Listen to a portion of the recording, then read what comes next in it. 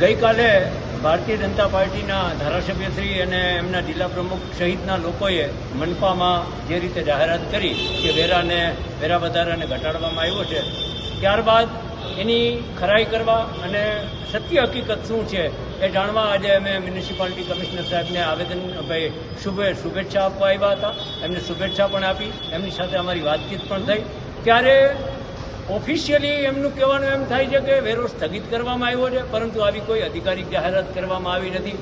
ગઈકાલે એમણે જે જાહેરાત કરી છે પ્રેસ નોટ આપીને કે મ્યુનિસિપલ કમિશનર સાહેબ એમાં સહી કરીને એમ કહે છે કે વેરો ઘટી ગયા, મતલબ સ્થગિત થઈ ગયો છે.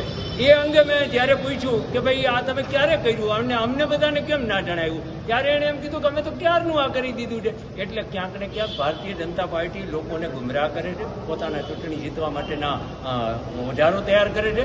એની સાથે સાથે આખી લડાઈ વેરા વધારાની આખા શહેરમાં તમામ નાગરિકોએ લડી છે ત્યારે, અને અમે જ્યારે ખાસ કરીને આમાં ઇન્વોલ્વ રહ્યા છે ત્યારે ગઈકાલે સાંજે અચાનક ફટાકડા પણ ફૂટી જાય છે અને એ બધું સ્વીકારાઈ પણ જાય છે. ત્યારે વાસ્તવિકતા તો એવી છે કે હજી કંઈ છે જ નહીં, કુલડીમાં ગોળ જેવી આ બાબત છે. એટલે લોકોએ છેતરાવાની જરૂર નથી. આ પહેલો સંદેશ અમે આપવા માંગીએ છીએ. બીજો સંદેશ અમે એ આપવા માંગીએ છીએ કે મહાનગરપાલિકામાં કોઈની બોડી નથી ત્યારે આવો નિર્ણય કોઈ લઈ ના શકે, અને આવો નિર્ણય જ્યારે કોઈએ લીધો નથી ત્યારે એની જાહેરાત કરી દેવી આ પણ એક ખોટું છે.